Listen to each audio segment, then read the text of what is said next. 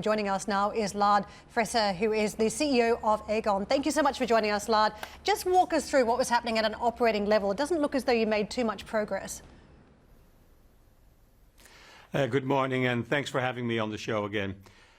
Today we are capping off the year in style, I would say. It was a macroeconomic, very difficult backdrop in 2022. But throughout the year, we have demonstrated resilience with strong capital positions in all the main units, a strong balance sheet with growth in product lines that are not that market sensitive, and where, of course, we're seeing the volatility of the market back in some other product lines. But overall, I would say a very resilient year, a solid set of results. We are increasing our dividend, full-year dividend today with 35% over the previous year, and we are returning 200 million of excess capital back to our stockholders in the form of a buyback. So I would say overall, against a macroeconomic, very difficult backdrop, a very good year for Aegon. As we talk about what lies ahead with these market conditions, I think it's fair to say there's still a lot of pessimism at this point. What do you make of some of the outflows and how that story unfolds over the course of this year because of the sentiment? Well, inflation is here, and I expect inflationary pressures to be with us actually for quite a while to come. It is, of course, good news that central banks are fighting inflation as good as they can, but they are not they cannot do everything that to fight inflation. In the end, it's all about productivity improvements, making sure that we use new technology to increase long-term productivity.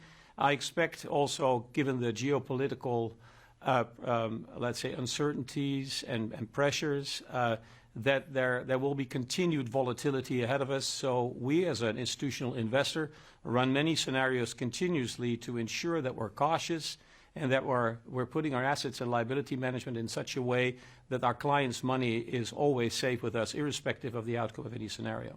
Lard, I can see some bright spots around life insurance sales. You've mentioned that in some growth markets, also in the United States. What's the catalyst for this? Is this about winning market share, or is there sudden new interest by individuals in taking out life insurance? There are some product lines which are not necessarily related to financial markets. Traditional life insurance, for instance, in the United States. We've been able to increase the distribution points that we have in the United States with a partnership with WFG to 62,000 agents across North America. That's a marked increase, and that was one of the drivers behind the growth that we've seen year over year in this product line by 20%. In the UK, we've seen the workplace solutions business, where we are one of the top 5 leaders in the industry, growing this year. It actually had the best year since 2018. We've also seen in the growth markets, Brazil and in the Iberian Peninsula, we've seen good growth coming through. On the other side of the equation, we also have the asset management business, which, like the wider industry, has been suffering from the volatility on financial markets, and that has been visible in the results. So it's been a year where in some product lines we were able to demonstrate real growth through building out our distribution and launching new products, but in other product lines we've seen the volatility of financial markets coming through. Very good morning to you, Lard. It is a very viciously competitive market out there, as seen by, I'm just looking at your workplace solutions business in the US, and it was one large multiple employer plan contract discontinuance that actually upset the whole apple cart. How tight is it out there in the competitive environment, especially in the US? The competitive environment across all our markets is pretty strong, and certainly in a sophisticated market like the US, there are strong competitive dynamics, but we know how to compete, and that's what you can see indeed from the good progress that we're making in some of our product lines. The client loss that you're talking about, which was indeed visible in our workplace solutions result, is very unfortunate, and we're fighting hard to ensure that we maintain all our clients with new products and new products, etc. However, in that business line, the underlying case count, so the number of cases that we're able to win, were actually up 5%. So the underlying trend is good. Having said that, there was this one client that decided to go to another provider, and that is a very unfortunate situation, which of course we do not want to replicate in the future. I appreciate your first answer to Karen about the competitive environment and the multiple challenges there as well. Do you want to go into a bit more detail about what's going on in the UK? Now, I know your Solvency II ratios are solid, especially in the United States, the NL Life segment, 210%, but it fell decent amount in the United Kingdom as well. And we've seen huge ructions created in the pensions industry in the UK caused by the LDI concerns and the concerns about the government's competence back in October as well.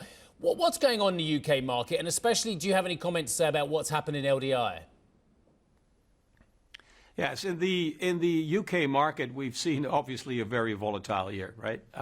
In the workplace solutions business, which is modern pension solutions for companies, we've been able to progress very well. When it comes to the retail platform that we operate, where we are one of the market leaders with over 200 billion of assets under administration, that's a platform which is used by independent financial advisors to advise customers on their asset portfolios. Now, the volatility that we've seen obviously has not helped as a backdrop, and as a result, we've seen outflows in the retail platform. Now, we aim to improve it, and as the market backdrop will improve, we expect that that sales and commercial momentum to come back. The volatility in the UK has obviously not helped the overall consumer sentiment. So competitiveness is there, but we are able to compete quite successfully, and especially in the workplace solutions business, where we've had the best year since 2018.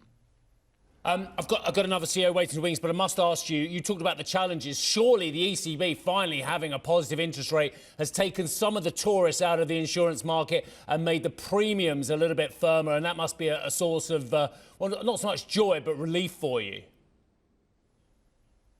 Well, when you have inflation, it's not good, of course, and especially consumers are struggling with the inflationary pressures. We are helping our consumers to navigate through this period of inflation by making sure that in our products, where we sometimes need to raise premiums to reflect the inflationary pressures, that we allow them more optionality on coverage choices that they can make, so that they can make themselves a trade-off between keeping the premiums flat or having to accept a higher premium or to adjust their coverage. So this way we allow our customers to navigate as much as they can and help them to navigate through that inflationary environment. A solid answer, Lard. Nice to see you, sir, and we'll see you again soon. Thank you for joining us. I know you're an incredibly busy man today. Lard Friese, who is the CEO of Aegon.